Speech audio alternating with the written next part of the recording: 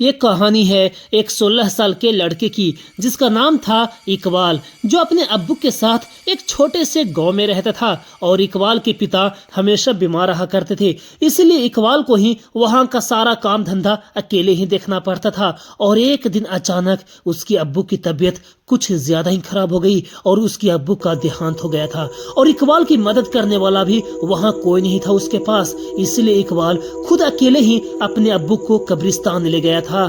और इकबाल कब्रिस्तान में सब कुछ अकेले ही कर रहा था और कब्र खोदते खोदते कब दोपहर से रात हो गई उसे कुछ पता ही नहीं चला। और जब वो अपने अब्बू को दफना के कब्रिस्तान की गेट की तरफ आगे बढ़ने लगा तब काफी ज्यादा रात हो चुकी थी और वहां की हवा भी काफी तेज चलने लगी थी। और अचानक ही इकबाल को किसी ने पीछे से आवाज दिया, बेटा, टिकू, मुझे बहुत प्यास लगी है बेटा, जरा पानी पिला दो। और जब उसने पीछे मुड़कर देखा तो वहां कोई था ही नहीं और सिर्फ इकबाल के अब्बू ही उसे इकू कहकर बुलाते थे। इसलिए इकबाल ने सोचा शायद उसके अब्बू ही उसे पुकार रहे हैं। पर जब इकबाल ने और ज्यादा जोर जोर से अब्बू अब्बू कहकर पुकारना शुरू किया फिर भी जब कोई जवाब नहीं आया तब वो काफी ज्यादा डर चुका था और जल्दी ही गेट की ओर बढ़ने लगा। लेकिन जैसे ही इकबाल गेट के नजदीक पहुंचा अचानक गेट बंद हो चुकी थी और वो एकदम से और ज्यादा घबरा चुका था।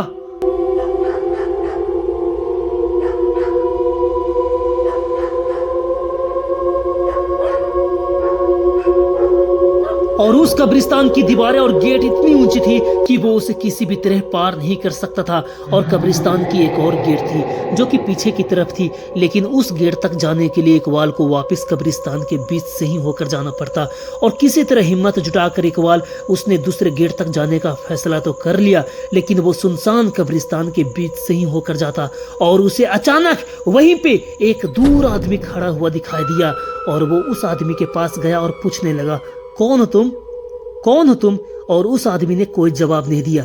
इकबाल फिर से उसे पूछने ही वाला था कि उस आदमी का सिर अचानक से पीछे घूम गया और उसकी दोनों आंखें लाल थी और इकबाल को गुस्से से वो देख रहा था। ये देखकर इकबाल वहां से जोर से भागा और जोर से चिल्लाया। भागते भागते वो एक पेड़ के पास जाकर रुका और किसी तरह वहीं पे रात गुजारने का फैसला किया। कुछ ही देर में उसके चारों तरफ एक घना कोहरा छाने लगा और तभी अचानक उसने कोहरे में एक औरत को भागते हुए देखा।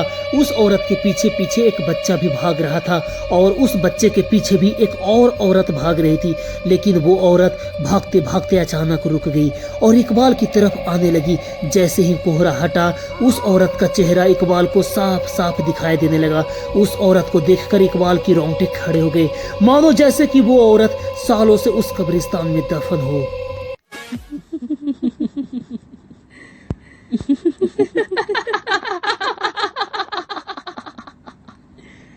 Kenapa tak tidur lagi, ha?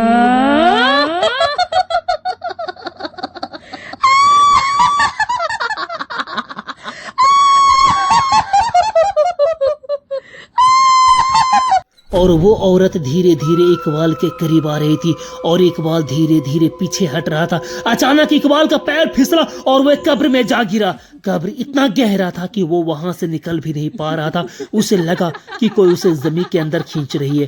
जब वो पीछे मुड़ा तो देखा कि वही औरत उसे पीछे की ओर खींच रही है और अंदर लिए जा रही है। उसका आधा शरीर जमीन के अंदर तो जा चुका था कि अचानक उसे लगा कि कोई उसका हाथ ऊपर की तरफ खींचने लगा और जैसे ही वो ऊपर आया सीधा कब्रिस्तान के बाहर भागने लगा। और उसे समझ आ चुका था कि ऊपर उसे खींचने वाला कोई और नहीं बल्कि खुद उसके अब्बू ही हैं। इसलिए कहते हैं दोस्त कि जो आपसे सच्चा प्यार करता है ना वो आपको मरने के बाद भी मदद करता है। तो फ्रेंड्स, ये कहानी आपको जैसी भी लगी होगी, अच्छी लगी होगी या फिर किसी भी तरह इंस्पायर की होगी तो प्लीज कमेंट और लाइक और हाँ सब्सक्राइब करना ना भूले और कमेंट में भी लिखे कि ये कहानी आपको कैसी लगी।